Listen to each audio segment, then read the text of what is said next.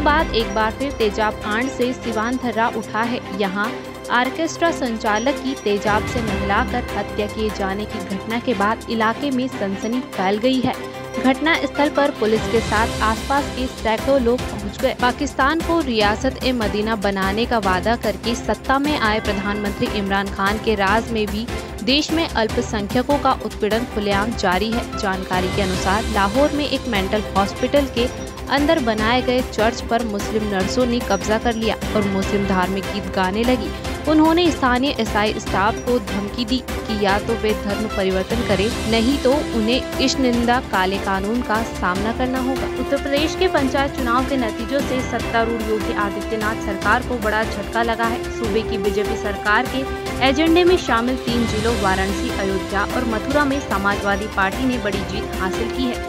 योगी सरकार के 4 सालों के कार्यकाल में इन तीनों जिलों पर विशेष फोकस रहा है। पंचायत चुनाव के नतीजे बीजेपी सरकार के लिए झटका देने वाले साबित हुए हैं। बंगाल में विधानसभा चुनाव में ममता बनर्जी की पार्टी टीएमसी को 213 सीटें मिली है, जबकि भारतीय जनता पार्टी को 77 सीटों से संतोष करना पड़ा है। टीएमसी की जीत के बाद से राज्य में कई जगहों पर हिंसा की घटना सामने आई है। आरामबाग में बीजेपी दफ्तर में आग लगा दी गई। कोच बिहार में भी हिंसा की घटना हुई है। बीजेपी ने हिंसा के लिए टीएमसी को जिम्मेदार ठहराया है। बीजेपी 5 मई को देशव्यापी आंदोलन करने की तैयारी में है। इसी दिन ममता बनर्जी मुख्यमंत्री पद की शपथ लेंगी। जम्मू कश्मीर के पूर्व राज्यपाल जगमोहन का दिल्ली में सोमवार को निधन हो गया। 94 वर्षीय जगमोहन बीते कुछ समय से बीमारी से जूझ रहे थे। दिल्ली के एक अस्पताल में उन्होंने आखिरी सांस ली। जम्मू और कश्मीर के गवर्नर बनने के अलावा वह भाजपा की सरकार में केंद्रीय मंत्री भी थे। दिल्ली और गोवा के उपराज्यपाल रह चुके जगमोहन लोकसभा के लिए चुने गए थे। इसके साथ ही उन्होंने नगरीय विकास तथा पर्यटन मंत्री का कार्यभार भी संभाला था। जगमोहन के निधन पर पीएम नरेंद्र मोदी ने भी ट्वीट कर शोक जताया है। गूगल के सीईओ सुंदर पिचाई ने कहा कि भारत में कोरोना संक्रमण की हालत बहुत भयानक है। अभी हालात और खराब हो सकते हैं। पिचाई ने एक साक्षात्कार के दौरान कहा, भारत की हालत को देखना बहुत पीड़ादायक है, लेकिन अमेरिका में यह देखकर हमें प्रसन्नता हुई कि राष्ट्रपति जो बाइडेन, विदेश मंत्री ब्लिंकन सहित उच्च स्तर पर भारत और अन्य प्रभावित देशों की मदद की पहल की गई है। म्यांमार में सैन्य शासन के खिलाफ हो रहे प्रदर्शनों को दबाने के लिए सेना की तरफ से की गई गोलीबारी में 8 प्रदर्शनकारियों की मौत हो गई। यह घटना रविवार को उस समय हुई जब लॉन्ग स्प्रिंग रिवॉल्यूशन के तहत सड़कों पर सेना के खिलाफ प्रदर्शन कर रहे थे। प्रदर्शन का नेतृत्व अब बौद्ध भिक्षु कर रहे हैं। लगातार यांगून और मंडले शहर में सेना की नीतियों के खिलाफ प्रदर्शन चल रहे हैं। देश में कोरोना की दूसरी लहर ने दस्तक दे दी है। इस बीच अमेरिका प्रशासन ने 4 मई से भारत पर यात्रा प्रतिबंध लगाने की घोषणा की है। हालांकि स्टूडेंट्स, बुद्धिजीवियों और पत्रकारों पर यह प्रतिबंध लागू नहीं होगा। विदेश मंत्री टोनी ब्लिंकन ने छूट संबंधित नोटिस जारी किया है। विदेश मंत्रालय के अनुसार ब्राजील, चीन, ईरान और दक्षिण अफ्रीका के यात्रियों को 3 श्रेणियों में छूट दी गई है। उसी तरह भारतीय यात्रियों को छूट मिलेगी। स्पेस एक्स का कैप्सूल 4 अंतरिक्ष यात्रियों को लेकर अंतर्राष्ट्रीय अंतरिक्ष केंद्र से धरती पर पहुंच गया है। यह रविवार को तड़के 3 बजे से कुछ देर पहले फ्लोरिडा में मैक्सिको की खाड़ी में उतरा। अपोलो 8 के बाद यह दूसरी बार है जब अमेरिका का कोई अंतरिक्ष यान रात को धरती पर पहुंचा है। अपोलो 8 साल 1968 में चंद्र अभियान के बाद रात में धरती पर उतरा। राष्ट्रपति जो बाइडेन के बयान के बाद उत्तर कोरिया अमेरिका पर हमलावर हो गया है। उसने सीधे अमेरिका को चेतावनी दे दी है वह परिणाम भुगतने के लिए तैयार हो जाए। यह भी कहा कि जो बाइडेन ने बहुत बड़ी गलती की है। अमेरिकी राष्ट्रपति जो बाइडेन ने संसद में बयान दिया था कि कोरिया और ईरान के परमाणु कार्यक्रम वैश्विक स्तर पर गंभीर खतरा है। उत्तर कोरिया के विदेश मंत्रालय प्रवक्ता वोन जोंग-गुन ने कहा कि राष्ट्रपति जो बाइडेन के बयान से सिद्ध हो गया है कि अमेरिका उत्तर कोरिया से 5 दशकों से चली आ रही दुश्मनी को जारी रखना चाहता है। पाकिस्तान में पत्रकारों पर हमले के मामलों में 40% की वृद्धि हुई है। विडंबना ये है कि पाक की राजधानी इस्लामाबाद पत्रकारों के लिए सबसे ज्यादा खतरनाक जगह है। जानकारी के मुताबिक पत्रकारों के साथ होने वाली घटनाओं में आधे से ज्यादा इस्लामाबाद में ही होती है। सिंध प्रांत दूसरे नंबर पर है। यहाँ पर पत्रकारों के उत्पीड़न के 38 केस हैं। महामारी से निपटने के लिए चिकित्सा सुविधा के लिए जूझना पड़ रहा है। ऐसे में देश भर के 60 युवा MBBS डॉक्टरों की टीम हो आइसोलेटेड कोविड मरीजों के निःशुल्क ऑनलाइन इलाज में जुटी हुई है। ये डॉक्टर हर भाषा के मरीज को दवाओं के संबंध में परामर्श दे रहे हैं। भोपाल के चिरायु अस्पताल में सेवा देने वाले उज्जैन के भैरवगढ़ क्षेत्र निवासी MBBS डॉक्टर राहत पटेल की यह पहल है। अपने सूबे में दोहरा शतक लगाने के बाद ममता रविवार शाम को सबके सामने आई। करीब 53 दिनों के बाद लोगों ने उन्हें अपने पैरों पर खड़ा पाया। व्हीलचेयर नदारद थी, सामने भीड़ और उसका शोर शराबा था। ममता जितनी खुश थी उससे कम दिखा रही थी। उन्होंने कहा कि इतनी बड़ी जीत का जश्न अभी नहीं होगा, जब कोरोना खत्म होगा तब करेंगे इसका स्वागत। कर्नाटक के चामराजनगर जिला अस्पताल में 24 घंटे के भीतर 24 मरीजों की मौत हो गई। इनमें 23 कोरोना संक्रमित और एक दूसरी बीमारी से पीड़ित मरीज शामिल है। जानकारी के मुताबिक मौतें ऑक्सीजन की कमी और दूसरी वजह से हुई है, लेकिन जिला प्रशासन ने ऑक्सीजन की कमी से इनकार किया है। राजस्थान में कोरोना से हालात कितने नाजुक हो चुके हैं, इसका अंदाजा इसी से लगाया जा सकता है कि पहले ऑक्सीजन की कमी से जूझ रहे थे। जैसे तैसे केंद्र ने दूसरे राज्यों के प्लांटों से ऑक्सीजन कोटा बढ़ाया, लेकिन वहां से लाने के लिए क्रायोजेनिक टैंकर नहीं है। वहीं प्लांट से मरीज तक ऑक्सीजन पहुंचाने के लिए सिलेंडर भी नहीं है। देश भर के कबाड़ियों के पास पुराने ऑक्सीजन सिलेंडर ढूंढे जा रहे हैं। देहरादून में कोरोना के बढ़ते मामलों को देखते हुए शहर काजी ने मदरसों को कोविड केयर सेंटर बनाने की पेशकश की है। उनका कहना है कि महामारी के बिगड़ते हालात में जब मरीजों को अस्पतालों में बेड नहीं मिल रहे हैं, ऐसे वक्त में उनकी मदद करना चाहते हैं। कोरोना महामारी को देखते हुए मुख्यमंत्री अशोक गहलोत ने आमजन से शादियां टालने की अपील की है। पहले की तुलना में सख्ती करते हुए अब शादी समारोह में 31 लोगों से अधिक पहुंचने पर 1 लाख रुपए जुर्माने तक का प्रावधान किया गया। मई माह में 200 से अधिक शादियां होने वाली है। इसकी पुष्टि फेरे कराने वाले पंडित कर रहे हैं। पंडितों की माने तो अलवर जिले में पहले से निर्धारित ज्यादातर शादियां नहीं टाली गई है। केरल में आगामी विधानसभा चुनाव के मद्देनजर तैयारियों में जुटी कांग्रेस को जोरदार झटका लगा है। कांग्रेस के अध्यक्ष रहे राहुल गांधी की संसदीय सीट वायनाड से 4 प्रमुख नेताओं ने पार्टी को अपना इस्तीफा सौंप दिया है। निश्चित तौर पर चुनाव से ठीक पहले इन नेताओं का इस्तीफा पार्टी को संकट में डाल सकता है। कोविड प्रोटोकॉल का हवाला देते हुए दुकानें बंद करवाने का मामला सोमवार को गर्मा गया। नोखा में पुलिस और व्यापारी आमने सामने आ गए।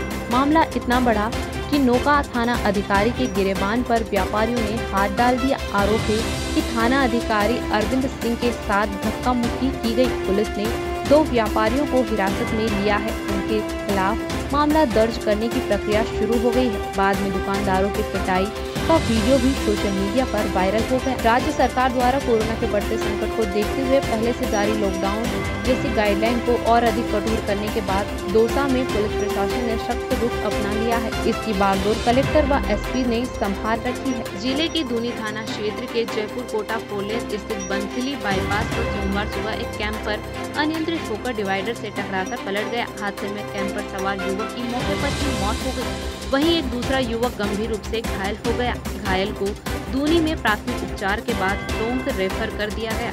वहीं युवक के शव को मोर्चरी में रखवाया गया। कोटा में कोरोना कहर के बीच दक्षिण नगर निगम के 2 वार्ड पार्षद वार्डों में पर्याप्त पानी की सप्लाई नहीं होने से खफा होकर धरने पर बैठ गए। पार्षदों ने सप्लाई के लिए आए पानी के टैंकरों को भी खड़ा करवा दिया और मौके पर जलदाय विभाग के अधिकारियों को बुलाने की मांग पर अड़ गए। पार्षदों का कहना है कि गर्मी बढ़ने के साथ ही इलाके में पानी की दिक्कत आ रही है। विभाग को पानी सप्लाई के टैंकरों की संख्या बढ़ानी चाहिए। इंदौर में रेमडेसिविर की कालाबाजारी करने वाले की जमानत याचिका पर कोर्ट ने तल्ख टिप्पणी की है। कोर्ट ने कहा, रेमडेसिविर के अभाव में पीड़ित की मृत्यु होना अप्रत्यक्ष रूप से मरीजों की मौत बांटने के समान, इसलिए जमानत देना उचित नहीं है। बता दें कि रेमडेसिविर इंजेक्शन की कालाबाजारी करते आधा दर्जन से ज्यादा लोगों को पुलिस ने हिरासत में लिया है। कोरोना के बढ़ते संक्रमण के बाद ऑक्सीजन का संकट गहरा गया है। मरीजों की सांस चलती रहे, इसके लिए महाकाल के सेवक ऑक्सीजन को अपनी निगरानी में पहुंचा रहे हैं। इंदौर व उज्जैन कलेक्टर के आपसी तालमेल के बाद इंदौर के ऑक्सीजन प्लांट से प्रतिदिन शहर के अस्पतालों में ऑक्सीजन की सप्लाई से सैकड़ों मरीजों को जीवन दान मिला है। रात दिन काम करने वाले महाकाल के सेवक देवदूत से कम नहीं है। महाकाल मंदिर समिति के 12 सेवक सांसों को लेने के लिए रोजाना सुबह इंदौर प्लांट पर बारी बारी से निकल पड़ते हैं। ग्वालियर में लगातार बढ़ते संक्रमण को रोकने के लिए अब नगर निगम का अमला भी मैदान में आ गया है। सोमवार सुबह से ही कंटेनमेंट जोन इंदरगंज नया बाजार में पहुंचकर निगम ने सैनिटाइजर से भवनों और दुकानों को नहला दिया है। यदि कहीं कोई वायरस हो भी तो वह वहीं खत्म हो जाए। बता दें कि दाल बाजार, नया बाजार, लोहिया बाजार में ही बीते 15 दिन में 200 से ज्यादा संक्रमित मिले हैं, इसलिए निगम ने यह मोर्चा संभाला है। सागर में बढ़ते कोरोना संक्रमण की रोकथाम के लिए लगाई गई शादी समारोह के आयोजन पर रोक के आदेश के एक दिन बाद कलेक्टर ने बदल दिया है। सोमवार को विवाह और निकाह को लेकर नया आदेश जारी किया गया है। इस आदेश में कलेक्टर दीपक सिंह ने कहा, पूर्व से निर्धारित विवाह और निकाह घर पर धार्मिक विधि विधान के साथ 10 लोगों की उपस्थिति में किए जा सकेंगे, लेकिन शादी समारोह में बाहरी व्यक्तियों को आमंत्रित करने पर प्रतिबंध रहेगा। हरियाणा के रेवाड़ी में सोमवार को सरकारी अस्पताल में एक व्यक्ति ने आत्महत्या कर ली। मृतक प्रदेश के बिजली निगम से बतौर सब डिविजनल ऑफिसर के पद से रिटायर्ड था और इन दिनों कोरोना संक्रमित था। आज सुबह उसने यहां तीसरी मंजिल से खिड़की से कूदकर जान दे दी। नीचे गिरते ही दम तोड़ दिया। दूसरी ओर इस घटना को एक मानवीय दृष्टिकोण से देखा जाए तो बड़ा ही विचित्र लग रहा है। मृतक का नाम युद्धवीर था। हरियाणा में कोरोना ने तांडव मचाया हुआ है। कई नेता इसकी चपेट में आ चुके हैं। इसी महामारी के कारण सोमवार को जननायक जनता पार्टी के वरिष्ठ नेता दयानंद कुंडू का निधन हो गया। दयानंद कुंडू पार्टी की राष्ट्रीय कार्यकारिणी के सदस्य थे और पिछले विधानसभा चुनाव में सफीदो हल्के उम्मीदवार भी रहे हैं। अंबाला में सोमवार एक सड़क हादसे में पिता पुत्र की मौत हो जाने के बाद मामला सामने आया है। पंचकूला के रहने वाले ये लोग किसी काम से उत्तर प्रदेश के सहारनपुर गए थे और वहां से लौटते वक्त मुलाना में हादसे का शिकार हो गए। बाइक पर सवार इन दोनों को एक ट्रक ने कुचल दिया। जानकारी के मुताबिक यह ट्रक रेहड़ी से टकराई एक स्कॉर्पियो जीप को बचाने की कोशिश में अनियंत्रित हुआ था। सूचना के बाद पुलिस ने मौके का मुआयना करके आगे की जांच शुरू कर दी। सर्व कर्मचारी संघ हरियाणा ने सरकार से मेडिकल व पैरामेडिकल स्टाफ के साथ पुलिस, बिजली, शहरी स्थानीय निकाय, जन स्वास्थ्य, रोडवेज आदि आवश्यक सेवाओं में दिन रात जुटे कर्मचारियों का तुरंत वैक्सीनेशन कराने की मांग की। कोरोना के बढ़ते संकट के बीच उत्तर प्रदेश में लॉकडाउन को बढ़ा दिया गया है। यूपी में 2 दिन के लिए लॉकडाउन बढ़ गया है, यानी अब मंगलवार बुधवार भी लॉकडाउन रहेगा, जो गुरुवार सुबह 7 बजे तक जारी रहेगा। रामपुर के मिलक तहसील के गांव मोहम्मदपुर जदीद मंडप में शादी की रस्में पूरी कर रही दुल्हन को जब यह पता चला कि वो पंचायत चुनाव में बीडीसी सदस्य के तौर पर जीत गई है, तो उसकी खुशी का ठिकाना नहीं रहा। दुल्हन ने शादी की रस्म को बीच में ही रुकवा दिया और सीधे पहुंच गई मतगणना स्थल अपनी जीत का सर्टिफिकेट लेने। द्रमुह अध्यक्ष M.K. स्टालिन आगामी 7 मई को तमिलनाडु के मुख्यमंत्री पद की शपथ लेंगे। यह पहली बार है जब वे मुख्यमंत्री की गद्दी पर बैठेंगे। इससे पहले स्टालिन ने रविवार को राज्य के लोगों को उनकी पार्टी को जीत दिलाने को लेकर धन्यवाद दिया और उन्हें आश्वासन दिया कि वह उनके लिए ईमानदारी से काम करेंगे। देश भर में इन दिनों कोरोना वैक्सीन की भारी कमी है। 1 मई से कई राज्यों में तीसरे फेज के लिए वैक्सीनेशन का दौर शुरू नहीं हो सका है। इस बीच सीरम इंस्टीट्यूट ऑफ इंडिया के मुख्य कार्यकारी अधिकारी अदार पूनावाला ने कहा है कि वैक्सीन की किल्लत इस साल जुलाई तक रह सकती है। बता दें, महाराष्ट्र और दिल्ली समेत कई राज्यों में 18 से 44 साल की उम्र के लोगों को टीका लगाने का काम शुरू नहीं हो सका है। पश्चिम बंगाल के बाद मध्य प्रदेश में भी भारतीय जनता पार्टी को बड़ा झटका लगा है। दमोह उपचुनाव में भारतीय जनता पार्टी को बड़ी हार का मुंह देखना पड़ा है। कांग्रेस प्रत्याशी अजय टंडन ने भाजपा प्रत्याशी राहुल सिंह लोधी को 17,028 मतों से हरा दिया है। हार के बाद भाजपा प्रत्याशी ने भाजपा नेताओं के बाद भीतरघात को इसकी वजह बताया है। कर्नाटक के मुख्यमंत्री BS येदियुरप्पा ने रविवार को अपने मंत्रिमंडल में मामूली फेरबदल करते हुए 6 मंत्रियों को जिलों का प्रभार सौंपा। इस फैसले को इन जिलों में कोविड का सुगम प्रबंधन सुनिश्चित करने के तौर पर देखा जा रहा है। केरल की पलक्कड़ सीट से बीजेपी के ई श्रीधरन को चुनावी हार का सामना करना पड़ा है। मेट्रो प्रोजेक्ट को गति देने के चलते मेट्रो मेन के तौर पर पहचान रखने वाले श्रीधरन के लिए राजनीतिक प्रयोग कामयाब नहीं रहा है। केरल में इस बार बीजेपी ने चुनाव प्रचार में काफी जोर लगाया था। राज्य में मुख्य मुकाबला कांग्रेस की लीडरशिप वाले UDF और लेफ्ट फ्रंट के LDF के बीच था। पश्चिम बंगाल चुनाव में तृणमूल कांग्रेस के रणनीतिकार रहे प्रशांत किशोर ने चुनावी कामकाज से संन्यास ले लिया है। प्रशांत किशोर ने बताया है कि वो आगे अब चुनाव प्रबंधन का काम नहीं करेंगे। उससे अब उन्होंने संन्यास लेने का ऐलान कर दिया है। हालांकि चुनाव नतीजों से पहले उन्होंने ये कहा था कि बंगाल में बीजेपी अगर दहाई का आंकड़ा पार कर ले तो वो संन्यास ले लेंगे, लेकिन अब जबकि बीजेपी 100 से नीचे ही रह गई। फिर भी प्रशांत किशोर ने अपने संन्यास का ऐलान कर दिया है। दिल्ली में कोरोना का कहर जारी है। ऐसे में जीवन रक्षक माने जा रहे रेमडेसिविर इंजेक्शन की डिमांड भी तेजी से बढ़ गई है।